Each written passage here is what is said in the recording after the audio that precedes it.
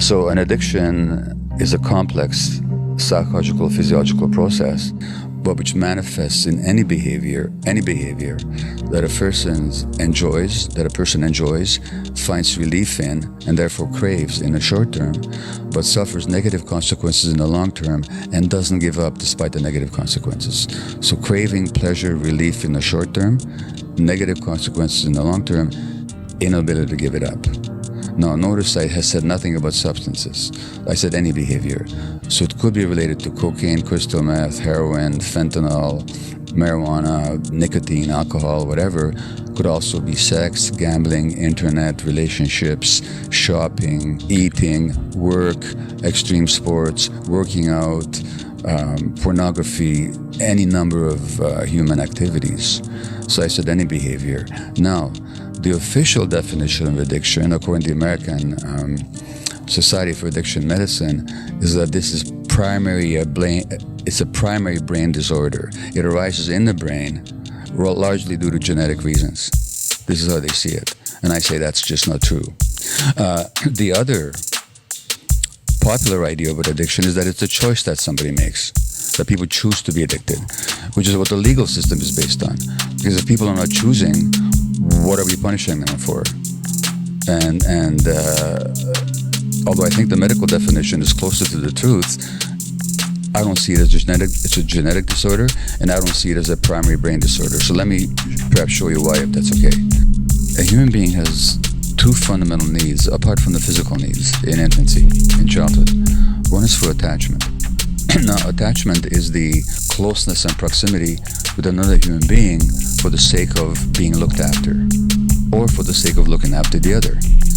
Now, human beings, as mammals, and even birds, are creatures of attachment. We have to connect and attach because otherwise we don't survive. If there's nobody that's motivated to take care of us, to attach to us that way, and if not motivated to attach to others, we just can't survive.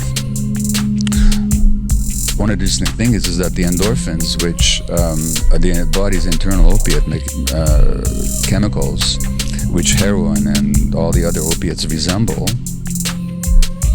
they have to facilitate attachment. So if you take infant mice and you knock out their endorphin receptors so they don't have endorphin, opiate activity in their brain, they won't cry for help and separate from their mothers, which would mean that they would die in the wild. And which goes back to what happens early in childhood when there's stress and trauma, these endorphin systems don't develop. And then when people do heroin, it feels like a warm, soft hug to them. They feel love and connection for the first time. That's why it's so powerful. But so we have this need for attachment, without which obviously the human infant, who is the most helpless, the most dependent, the least mature of any creature in the universe at birth, cannot survive without the attachment. And that attachment relationship, given that we have the longest period of development of any creature, well into adolescence and beyond, attachment is not a negotiable need. But we have another need, which is authenticity. Now, authenticity, auto to self, means being connected to ourselves. Just knowing what we feel and being able to act on it. So, that means our gut feelings. So, let's look at how human beings evolved. For hundreds of thousands of years, and for 100,000 years or so of this species existing on Earth, how did we live? We didn't live in cities and houses and so on. We lived out there in the wild until very recently in human existence. Now, just how long do you survive in the wild if you're not connected to your gut feelings? Not very long. If you start using your intellect instead of your gut feelings, you just don't survive. So that's a powerful survival need as well. So attachment is a survival need, authenticity is a survival need. But what happens if your authenticity threatens your attachment relationships? For example, as a 2-year-old, you get angry because you didn't get that cookie before dinner. But your parents can't handle anger because they grew up in homes when there was rageaholism and they're terrified at the very expression of anger. So they give you the message that good little kids don't get angry. The message you receive is not that good little kids don't get angry, but that angry little kids don't get loved. Because your parents are now sullen, they won't look at you, they talk to you in a harsh way, you're not getting loved. Not experiencing love at that moment. Now, but you gotta stay attached. Guess what you're gonna suppress? the authenticity every time.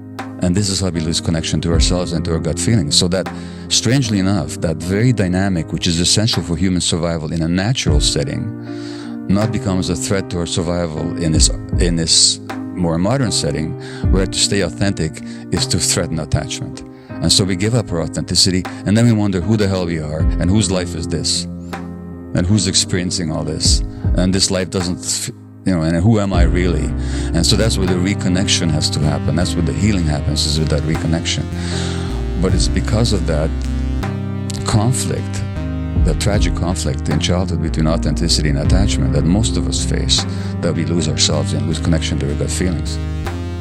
Now, this leads to the question of trauma, because it's one thing to recognize that all this originates in childhood pain. It's quite another to transform that pain.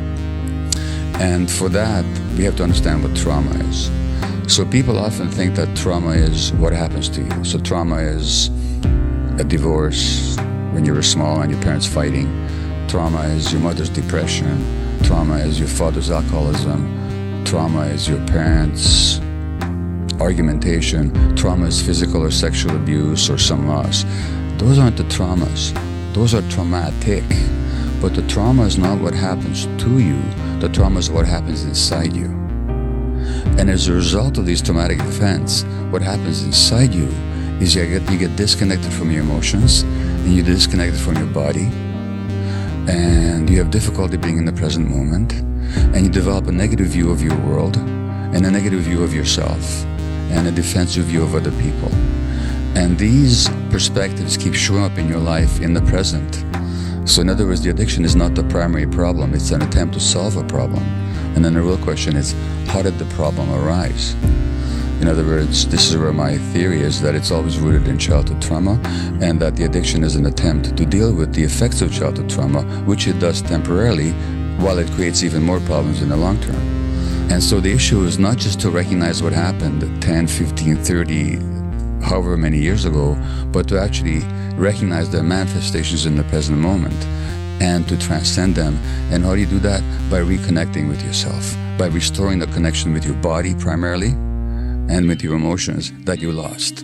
And once you do, when you found these things again, then you have what we call recovery. Because what does it mean to recover something? It means to find it again. So what is it that people find when they recover? They find themselves. And the loss of self is the essence of trauma. So the real purpose of addiction treatment, mental health treatment, any kind of healing is reconnection.